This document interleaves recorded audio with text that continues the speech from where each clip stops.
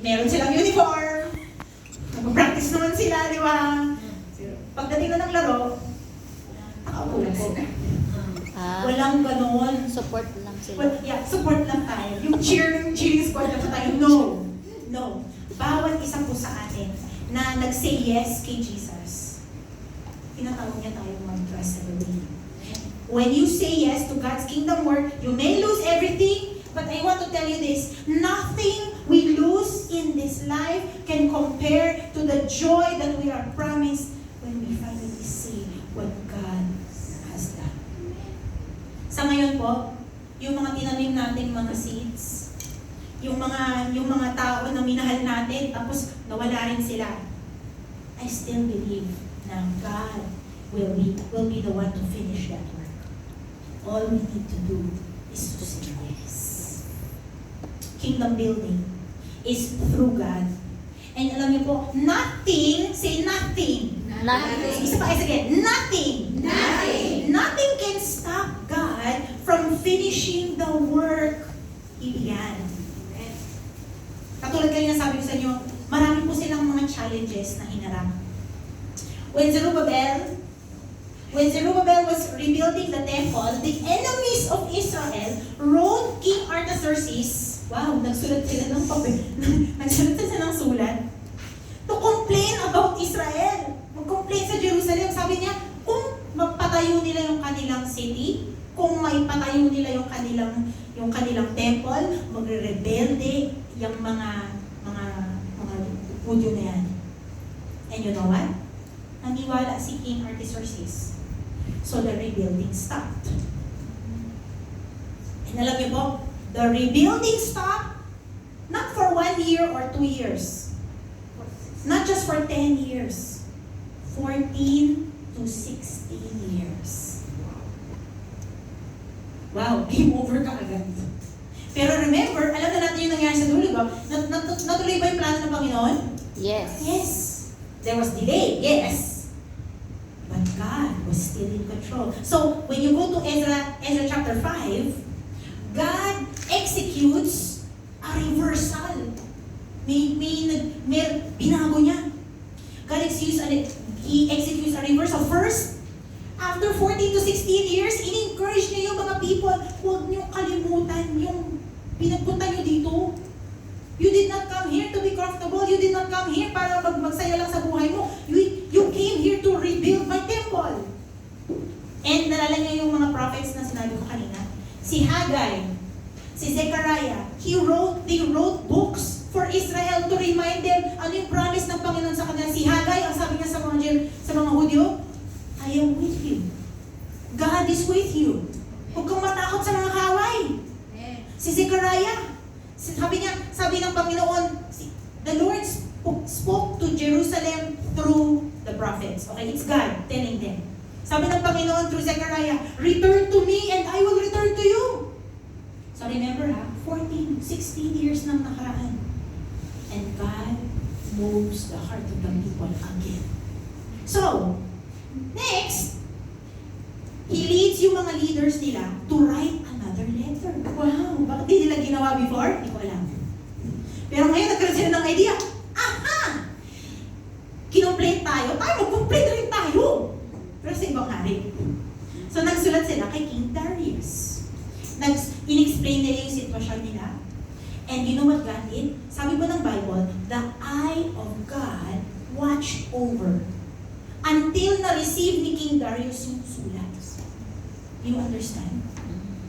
Guys, alam mo yung mga plano ng Panginoon? Bawat detalye, tinitingnan niya. Kahit nasulat lang, titingnan niya para makarating kung kayo niya kailangan marating. Can you imagine that? That is spiritual warfare. Imagine mo yung sulat, tapos may mga anghel. Imagine mo yung si Satanas, pati yung kanyang mga demonyo niya. Ito yung sulat. Sige, padala natin kung sino-sino. Guys, that's dramatic. That's dramatic. Pero I want you to see, guys, na talagang walang detalye na maliit sa Panginoon. Lahat ng bagay, nakikita niya. Finally, na-receive ni Darius yung letter, and he responds to them. He did not just give them permission, them support. Bibigyan ko kayo ng pera. Wow. At hindi ako babayad na kahit na sino pwedeng yung mag-stop na sa work ninyo. Dati walang support. Ngayon, full support na, hari pa ang support nila. Guys, alam niyo po, you know what this teaches me?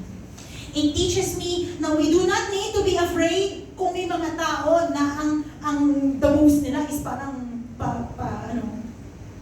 ang word ko na ginamit ko doon is underhanded. Underhanded. Hindi po tayo kailangang matakot when people try to destroy us kasi gusto natin mamuhay na Kristiyano kasi nisiraan ka sa likod. You don't need to be afraid of that. Why? Because nothing and no one can stand against the Lord. Pwede silang sige, siraan nyo ako. Sige, mag-continue kayo. They can do that. But as long as you obey God, they cannot stop what God is going to do. I want to remind you po, sabi po ng mga some of the verses there, hindi ko po sinulat. No one can stand against the Lord. That's Proverbs 21:10.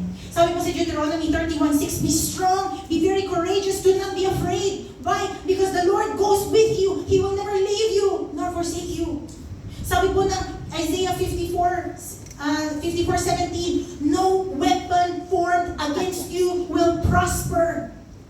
Your vindication, your righteousness, yung reputasyon nyo, nakasalalay sa Panginoon, hindi sa tao. Kaya hindi natin kailangan matakot kahit na sino ang naninira sa atin.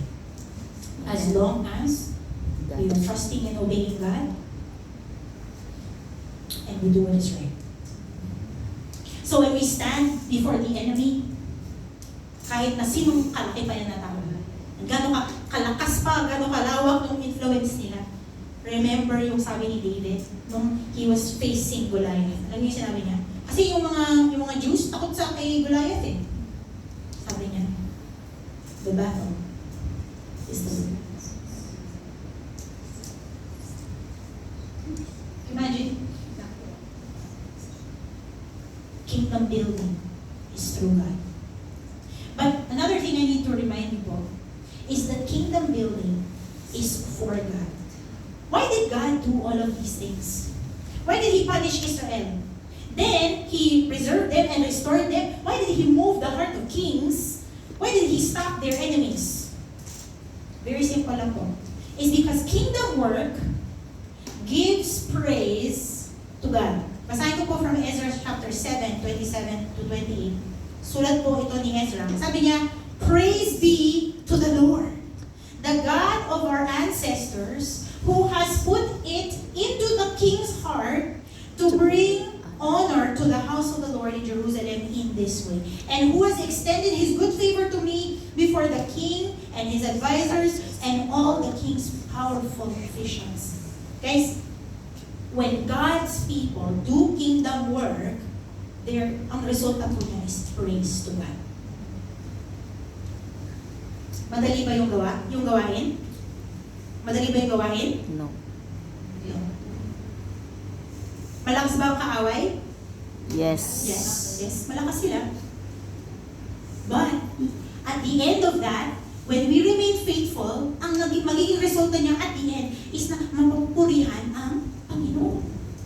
That's why we continue. When God's people do kingdom work, we get the joy and God gets the glory. Alam niyo po, noong di ba si Zerubbabel, doon sa chapter 1, bumalik na sila Zerubbabel sa Jerusalem. And pagbalik nila doon, naglagay na sila ng foundation. Hindi pa yung buong templo ha, foundation lang yung nilagay nila. When the builders laid the foundation of the temple, then nag-shout of praise sila. With praise and thanksgiving, they sang to the Lord. Ano sinabi nila? He is good. Sabihin mo natin, He is good. Endures forever. Wow. Can you imagine? 70 years na some of them sabi nga nila, Lord, huwag mo kami kalimutan. Please, huwag niyo kami iwan dito. And God was saying, hindi ko kayo iniwan. Hindi ko kayo kinalimutan. And so these people come back to Jerusalem, nilagay nila yung foundation, and they praise God.